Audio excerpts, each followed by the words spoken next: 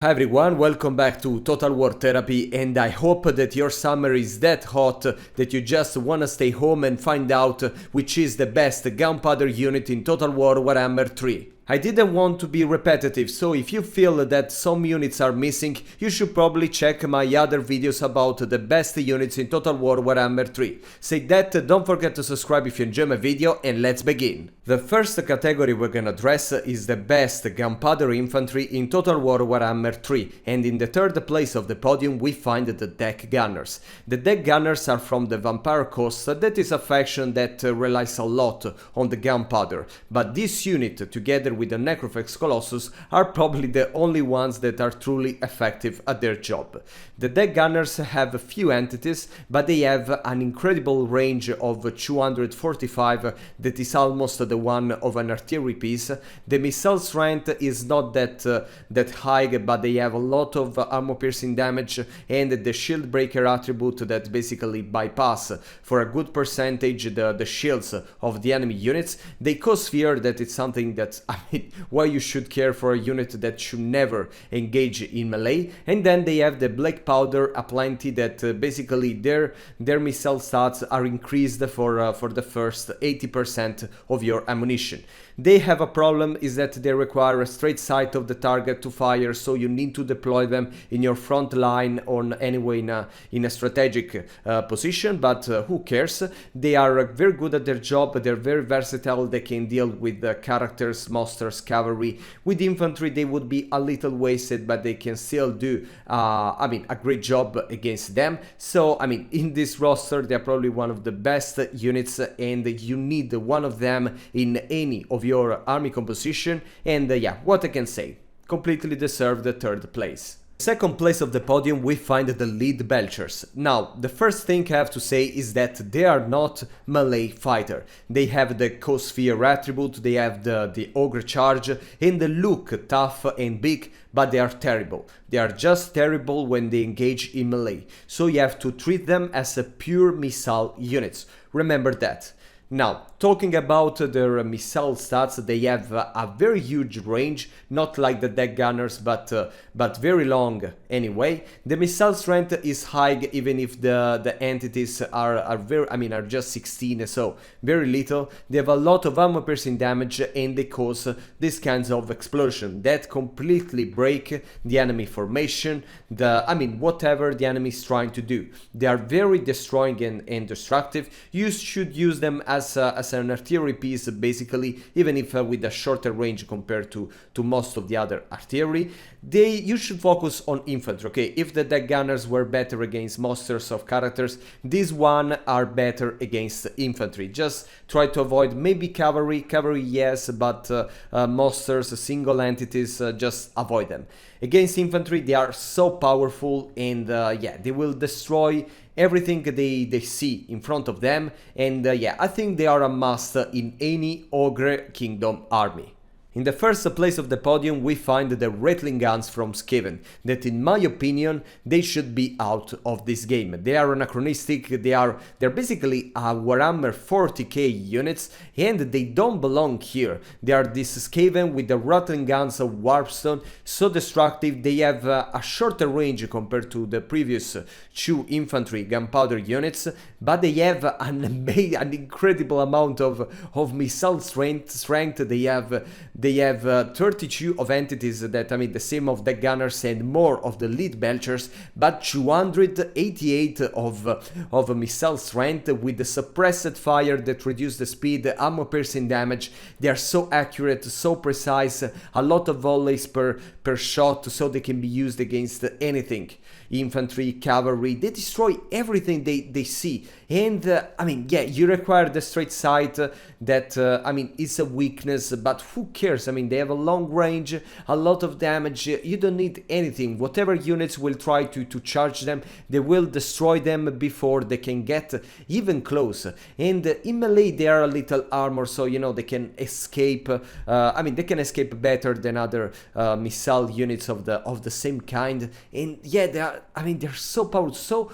They're another level compared to all the other missile units in this game, and they are even quite cheap, okay, for for the amount of damage they deal. So they would be in, I mean, they should be brought directly to Warhammer 40k, and they should leave this game forever, because they are too strong for Total War Warhammer 3. The second category we're gonna address is the best Gunpowder Cavalry. That actually there are very few options for this category, but I thought that it was interesting to mention them. In the third place of the podium we find the Rotting Prometheans with Gunnery Mob. You already mentioned this unit in in the comment section of some of my videos, saying that they're a unit worth to mention, because they don't have the fire, the missile mod in their units, but they still have a very huge and strong missile attack with a short range of 90.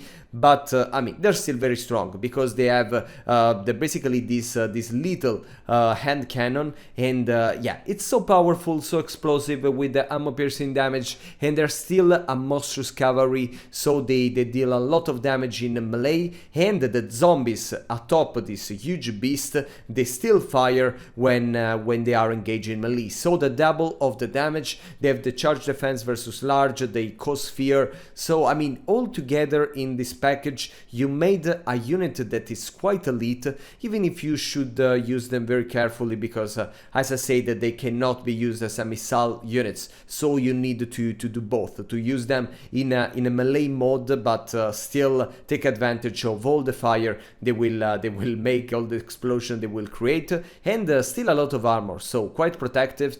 I like them, I like them. In the second place of the podium we find the Outriders with grenade launchers, that are unit from the Empire, a cavalry unit from the Empire, definitely not tough in melee, but they are crazy. I already made a video about them saying that they should be nerfed, because in the current state they are too powerful. The only problem with them is that they require to look directly at the target. Okay, they don't have the 360 degrees of fire, so they need to aim at the target and fire. And this is the only problem, because they are fast, they are very fast.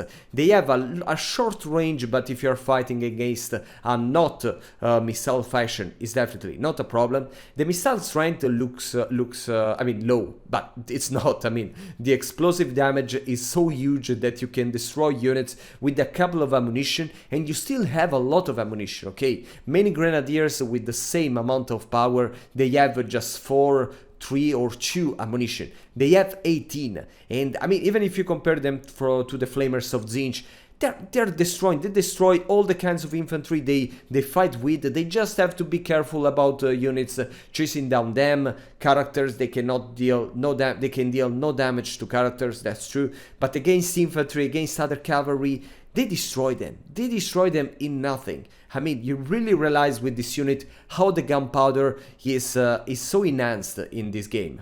In the first place of the podium we find one of my favorite units in one of my favorite roster, the heavy war sleds of Kislev. Even the light war sleds are great. This one have just better armor but less speed, but they work, we can say, in the same way. They have this they are these armored, very armored chariots with a lot of charge, and with basically some bears pulling them, so don't worry about melee. They can stand still. They're great at that. They have anti-infantry ammo piercing damage. Of course you have to move them around. And about their missile attack, they have the stealthy on them, atop them, so with a good range of 130, that for a chariot unit is definitely okay. The missile strength is high with the ammo piercing damage, and remember that are more units. It's not just one stealthy per chariot. Overall they do an impressive amount of damage. They should not fear anything, because they're tough, they are armored, there are the bears, so they can move around undisturbed, and shooting with their handguns, and it's just crazy. You can even keep a distance from the enemy in the early campaign, so without charging against units that are not that fast, so without charging you can still only shot with your handguns, and you will do anyway a really good damage, and then you can charge. Choose how to use them, but in any case they will do a lot of amazing things. Now I will do something that probably I never did in any of my, the best units videos, the ranking videos. I will rank the best gunpowder generic heroes in Total War Warhammer 3. And in the third place of the podium we find the Master Engineer from Dwarves. This unit is good. I would have liked to get the mount in the last DLC featuring the dwarves, and it would have been very cool, you know, with the gyrocopter, with the Thunderbird. Now that is probably too much. So I mean, he lacks a little of personality probably, but he's still a very good support hero. I say support because I would not rely on his personal missile abilities. It's better to boost with its abilities and with its skill trees, abilities in the campaign, to boost all the artillery, the missile units in the map or close to him. You have to deploy him in a very strategic location where with his aura he can cover as many as possible artillery and missile units, and then it has the flash bombs to reduce the speeds of some units charging. It has the ballistic calibration that increase the reload skills, and then it has the restock, so it can replenish the ammunition of your units that run out of ammunition. So overall a very great support, but with its own missile attack it's not that much. In the second place of the podium we find the Infernal Castellan from Chaos Dwarfs. This unit, compared to the Master Engineer from Dwarfs, at least in my opinion, it has a better melee skills.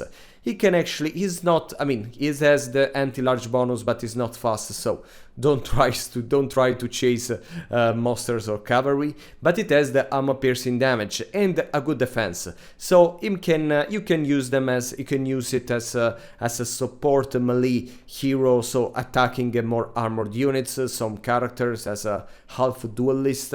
But yes, his missile attack is also great, but not that powerful. But against some characters and monsters it can turn out to be more than effective.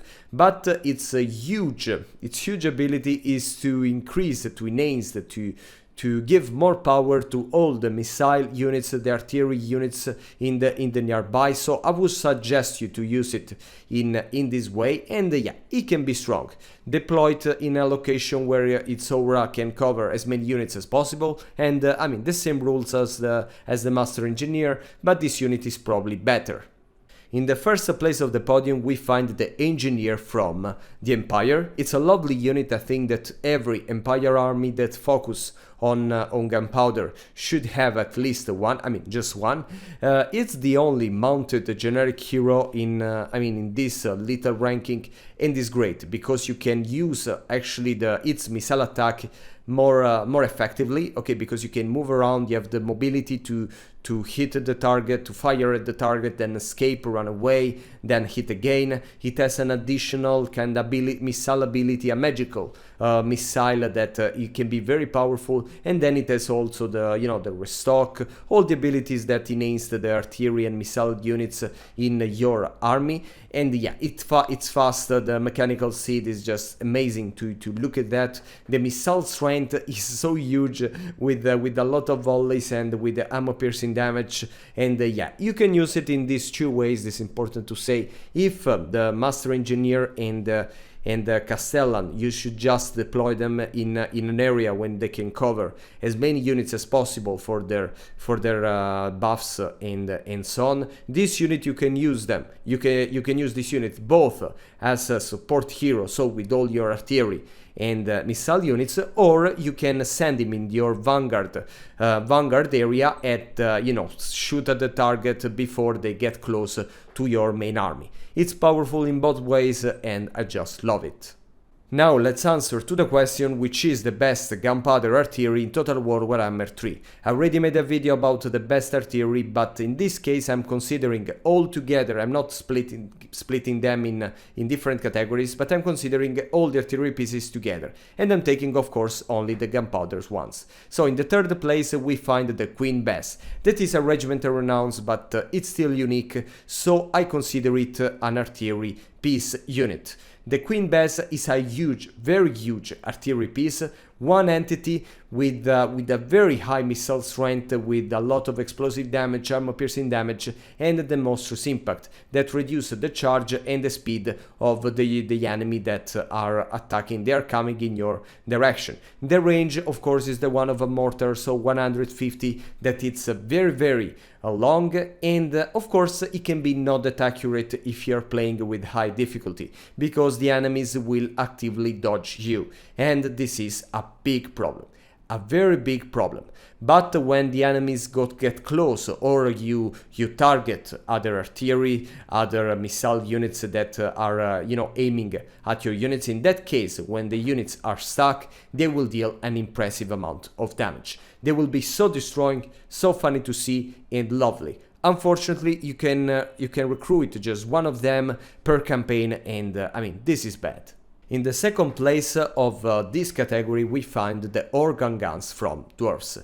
They are one of the most elite artillery in the dwarves roster, that is already an artillery focused army. They're great. They have a short range compared to other artillery because it's just 300, but they have a lot of armor piercing damage. They are very accurate, they're very precise, they hardly miss the target, and this is great. They're very versatile because they can, they can hit everything: characters, monsters, beasts. They don't fear anything. They even in the high difficulty, while the Queen Bess, for example, will miss the target most of the times, they will not miss it. The enemy will find them impossible to dodge their volley. So very great, I love it. It's very elite, and it requires a little of straight sight, so of course you should not deploy it in your front line, but be careful of the terrain, and I mean, put it in a strategic location, because otherwise they will not be able to fire at the enemies.